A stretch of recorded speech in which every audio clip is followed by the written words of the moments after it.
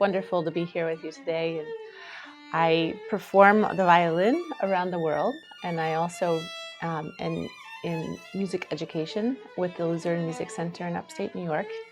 It's for children ages 9 to 18, and that is my summer passion. And the rest of the year, touring, exploring the globe, played concerts in Carnegie Hall, the Academy of Music, Verizon Hall, in many countries in Europe, including Hungary, Czech Republic, Ukraine, Serbia debut coming up, many concerts in Poland, as far as Hong Kong and southern China. And it was always a lifetime dream to travel the world with my very special violin, the Stradivarius of 1720, called the Red Mendelssohn Stradivarius.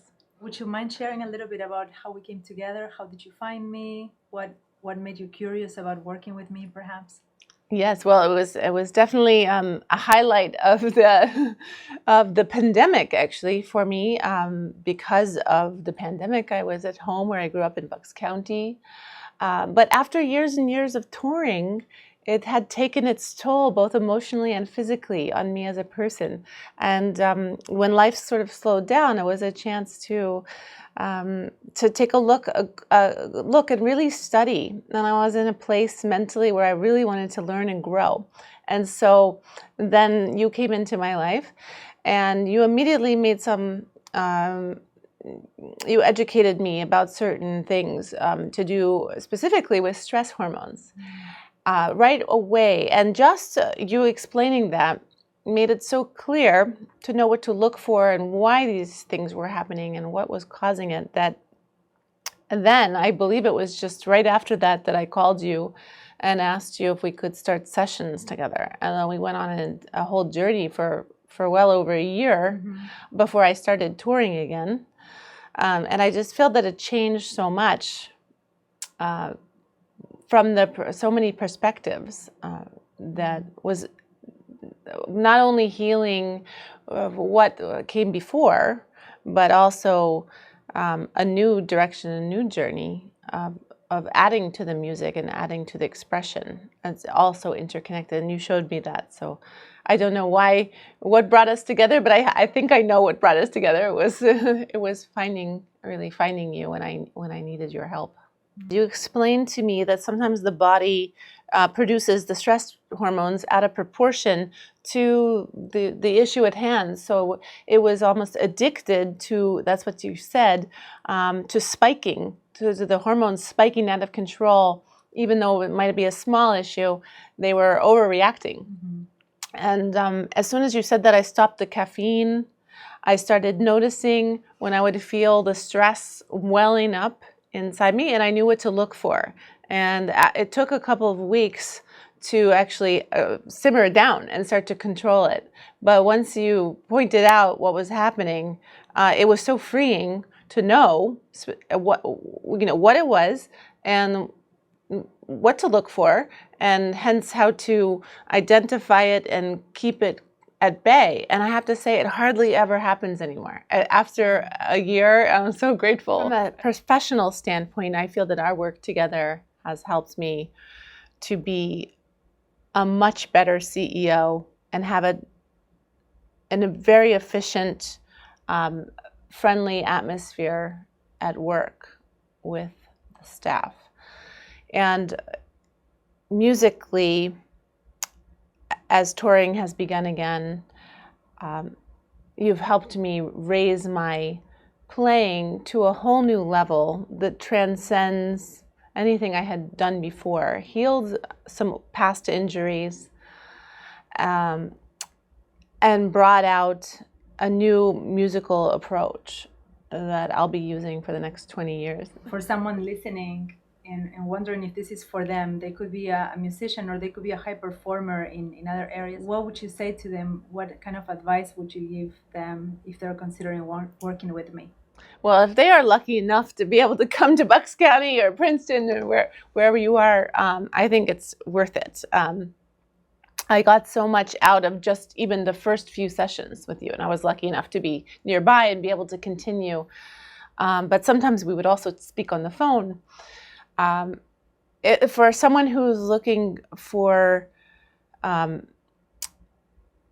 areas that could enhance their life and their performance and their business and even their romantic emotional life. I feel that you are a person who incorporates all of those areas, and they're all connected, and you taught me that about those connections. Amazing. Tell me a little bit about the violin, because it's its own unique instrument, right? It is. It was made in 1720 in Cremona, Italy by Antonio Stradivari. He was 76 years old when he made it, spruce and maple top. It came from the family von Mendelssohn in Berlin in the 1920s. It was played by Lily von Mendelssohn, who was the daughter of the family. She was tragically killed in a car accident, but her children survived and the violin survived. Then it was in a private collection in New York City for 45 years before it was anonymously put on the auction block. I was a very lucky 16-year-old, almost 17-year-old violin, very serious young violinist at the time in 1990 when it came up secretly at auction at Christie's. Set a world record auction price. No one knew where the violin went. So it's been with me now 32 years, and it just celebrated its 300th birthday in 2020. And as you can see, it's in remarkable condition. A lot of the original red varnish on the top and this exquisite back. So one of the really finest examples of Stradivari, and where it really shows is in the large concert hall when it reaches the last person. It has an incredible carrying power to fill the hall. If you were to name just the main benefits that you got out of our relationship? I feel that it actually impacted my life in a positive way in so many areas. I think that the staff at camp and all the board members would say that I'm much calmer and more pleasant to be around and much more trusting and open with people. You know, less defensive, less reactionary. So it's just become such a wonderful environment because of that. And we accomplished a huge renovation project during the pandemic very successfully.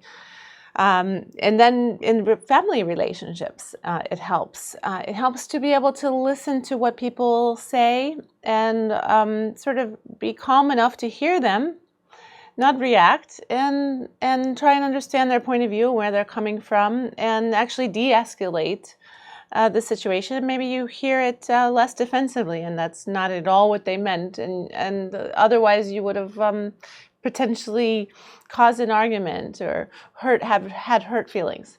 And so I just feel so much better about that. I think most people can identify with a relationship with a parent that might have been somewhat contentious growing up, and then to transition as two adults is just a wonderful thing. And in my case, that was my relationship with my mother, who's a very accomplished musician and gave me everything all my life to make sure I became a great musician, and to really be able to appreciate her and what she has to offer, and change that.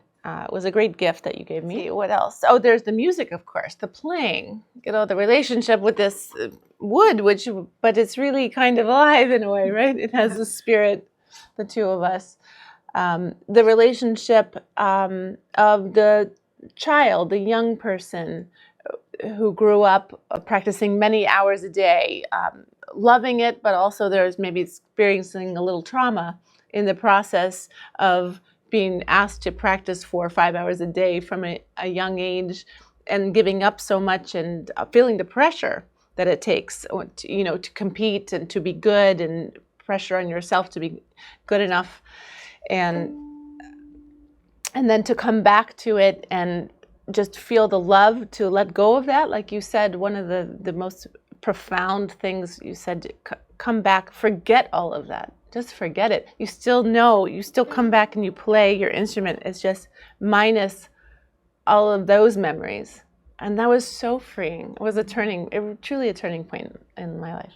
I learned how to ask in a positive manner for what I need, to be calmer, and trust in the good things that can come to you by asking. There are so many things I have to think of. Thank you so much. Is there anything that I haven't asked or that you want to share, or requests? or how could I improve my services? Just anything you want to share. Oh, I would just say, if I could see you every day, I would. If you could come with me on the tour. I'll consider that. That sounds good, actually. I haven't seen that much Europe. That's great. Where are you playing next? We're planning concerts in Serbia. I'll be making my debut in Belgrade, a huge hall there. Southern France and Spain in September, and Warsaw with the chamber orchestra. I like to. There's so much appreciation in Europe, and then we always find the wonderful young students in those countries. We hear them play, and then we connect them with sponsors in the U.S. and sometimes those countries, and it's just a great way to nurture young people's careers and keep this wonderful art going. Thank you. You're an amazing person, and I am blessed working with you, so it goes both ways. It's a wonderful friendship we have. Yes.